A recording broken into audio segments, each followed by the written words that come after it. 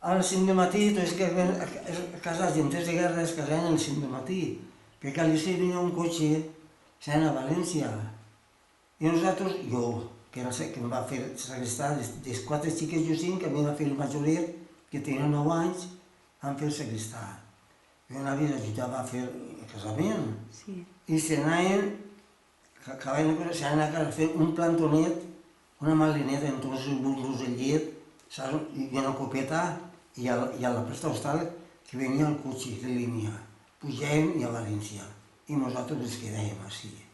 Un nen té arròs de vesprà, venien els dos, venien i anàvem a fer el grandello, saps?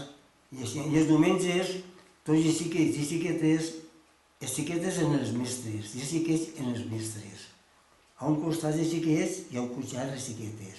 Oïm la Santa Missa cantant uns i altres tots, cantàvem la missa i algo. I de vesprà a la doctrina, tots els dies a la doctrina. I així no vam passar. Molt bé. Saps? Així és. Què? Entrem un bancal que estava ben llaurat, inicia una estaqueta i em deixa fumant. Saps què és? Que està un cagant-se, fa cagar cacallonet, i quan acaba de cagar fa fum. Clar. Sereno. Torneu a repetir.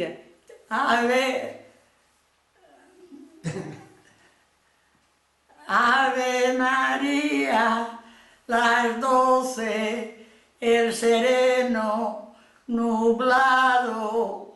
Estaba nublado. Claro. Ángel. És que allà, l'únic que feia és que així el poble era el Celestino. Quan hi havia que quedava un això, pues, a comer en pirol y todo el pum y a la novio o la novia, desde allí a la iglesia. La gent de la iglesia s'inicien tots, feien l'escallar, potopum, i havia que a casa. I s'amagaven els xiquets en els portes, tocaven els tots i s'amagaven els xiquets El pali. Però ells no, Amagats. s'amagaven en els portes. Y entonces, ya en el pueblo, molts gats i gossos pel carrer. Venían, pero entonces era una barbaridad.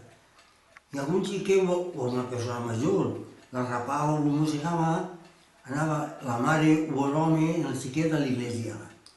Que feien al sagristà i tenia una oració, feia l'oració i després tenia una clauvilla que anava al sagrari, lleva sempre una llanterna en oli, sempre cremant en oli, sempre cremant, així com la posen en la perilleta, antes era oli.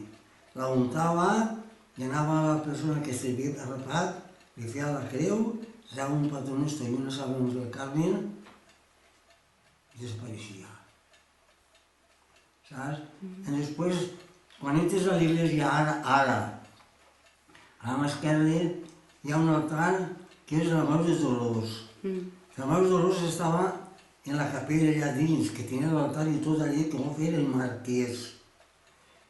A passar tot el que s'ha passat, van llevar de nit i han posat la Mare dels Dolors allà, això. Sí. I això com és el marquès, dalt de tot, si tu entres el dia que entres, si vols fijar-te, hi fijes. Hi ha un escut. Sí. Dalt de l'escut hi ha 3 lletres. Que poso R, F, A. Que vol dir, al marquès de Montferrit res li falla. Saps? Molt bé, és curiós, I després, les dones que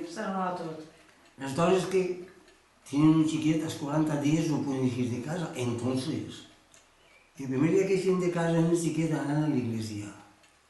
Jo començava per ell sempre volant, que era la segrestanet, en què feia estar el retor i dir el quisca.